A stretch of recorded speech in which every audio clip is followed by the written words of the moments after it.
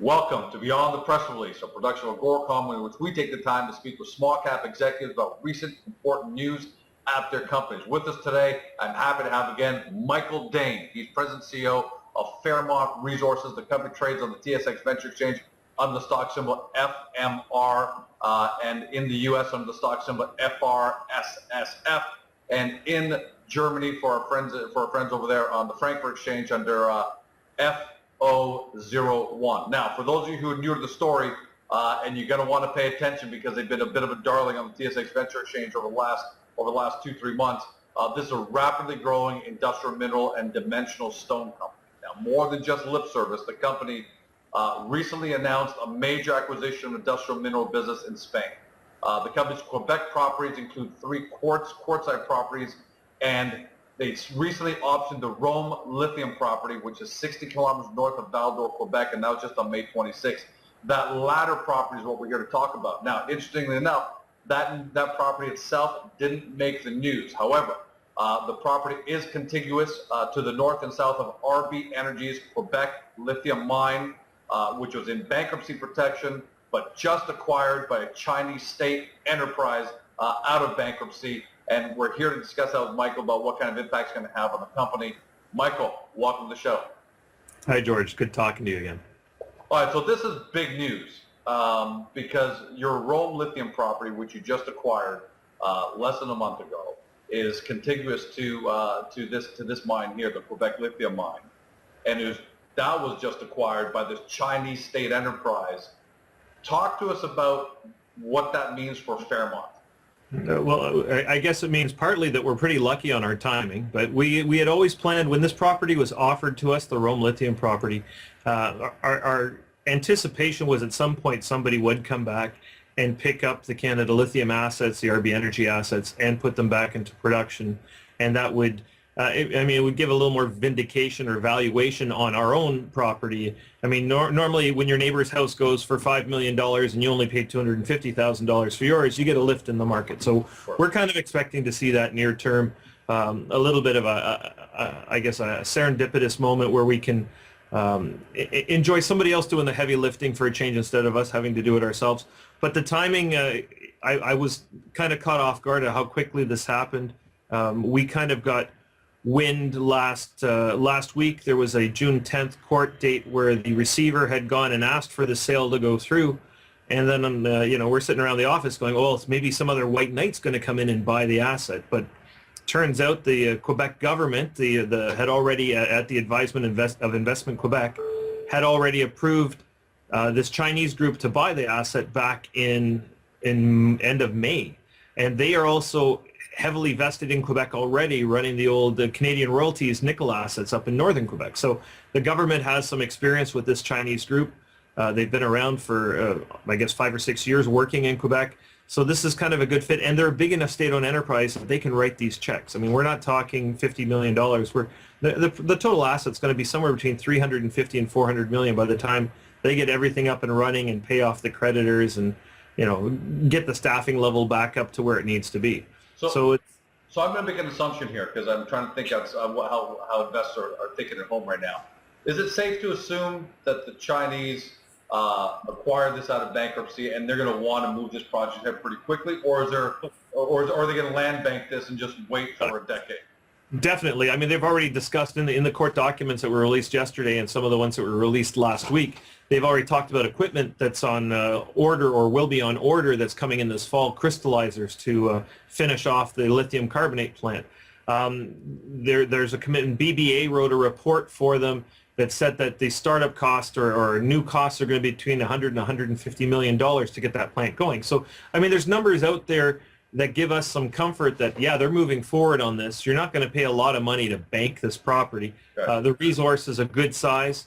And you're looking at the only other really near-term North American producer, probably the only real credible near-term North American producer is Nemaska. But now you've got this project coming back on, and you might get both of these projects coming on within a few months of each other. And I wonder if it's going to be a bit of a race to see who gets there first.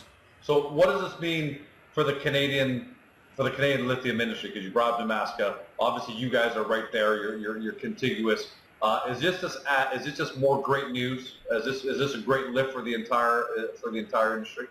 Look, I don't know if I said it before to you, but to other people who've asked me, I'd say 90% of lithium stories out there don't have a lot of credibility. I mean, they're riding the story, the hype of the commodity, but they don't have some substance. I mean, you've got Nemaska with something real, you've got critical elements. Houston Lake's got a nice property. It's just not the best, address, or a little far away from the rest of civilization.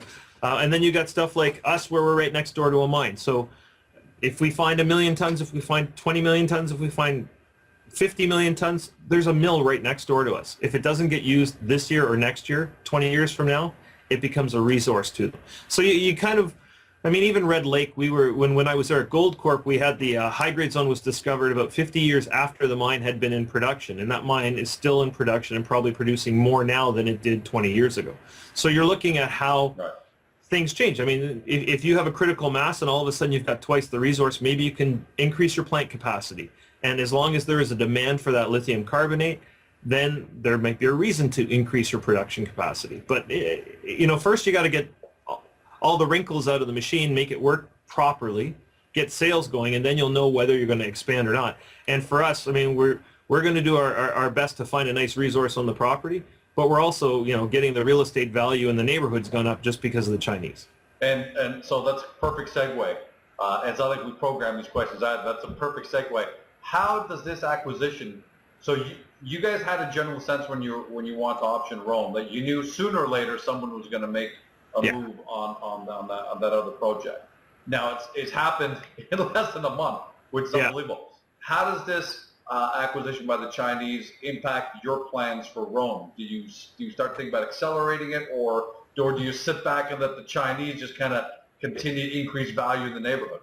Look, I don't think the Chinese are going to. I mean, I think just the fact that they've bought the asset has increased the value in the neighborhood.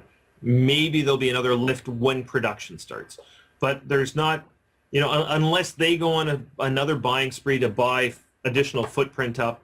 I don't really see them coming after us in the next, 6 months. But if we can get into a good resource on the property, and I mean, we can see their mill from our property boundary. We see their tailings pond from our property boundary. We're probably one of the more convenient projects to put a haul road from over to their infrastructure. If we can find something, maybe we'll be the first one they come talk to. In the meantime, as far as your internal plans, do you accelerate the drilling and exploration in order to try to delineate a resource, or just follow the plan that you guys originally had when you optioned it? Yeah, I think we're going to follow through with the plan we had when we optioned it, because look, we still have probably 18 months or 12 to 18 months before these guys will be in production at the earliest. That gives us a lot of time. I mean, the drills at Val-d'Or is a great place to be drilling, so we're close to Val-d'Or. Some of the best drillers in Canada come from Val-d'Or.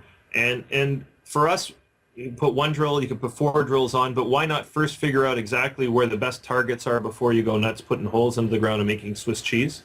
If we can get a backhoe in there first, strip some outcrop off, do some decent mapping, do some structural controls, start with the base reconnaissance, moving towards the resource. You can always add more drills later.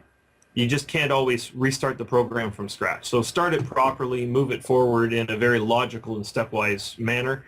And then as soon as you know where you want to put your drill holes, if you've got 20 targets, you can have 20 drills out there, then you can go nuts. But we got to get to that point where the targets are all properly defined so that we're not wasting any money.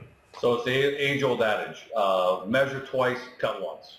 That's absolutely. All right. Michael, congratulations again, even though this wasn't direct impact on you today. The fact that your team was able to kind of anticipate that this asset, contiguous to yours, was sooner or later going to be taken out, and you guys made your move, and now you're benefiting. The shareholders are benefiting from what's going on in the neighborhood. Congratulations, great stuff. I mean, and for those of you who are watching this for the first time, you got to remember that Michael's group also acquired that industrial minerals business in Spain out of bankruptcy, which is a whole other conversation. We've had an interview on that. Read the press releases, watch the interview that we had on that, and then watch for that going forward as well as the company's announced plan. So you guys are making great moves. This is what I love. I'm going to end it with this. This is Small Cap 2.0. I was sick and tired of all the paper deals that we're going through in small cap 1.0. These are real projects, real plans, real resource, and I think you're establishing yourself as both yourself and Fairmont as a thought leader in the junior resource space. So hats off to you guys. Thanks very much, George. It's been a really fun year, and I think we'll continue to deliver some good shareholder value this year. All right. Well, expect everyone at home. Expect to see Michael back here several more times as all the fronts continue to move forward. But in the meantime, you have been watching Michael Dane. He's president and CEO of Fairmont Resources, trades on the TSX Venture Exchange under the stock symbol FMR. You can also find him on the web at fairmontresources.ca and on Agoracom, where you punch in their name or stock symbol and look for these interviews and other great information about the company. Thanks for joining us, everyone. Have a great day, and we'll see you next time.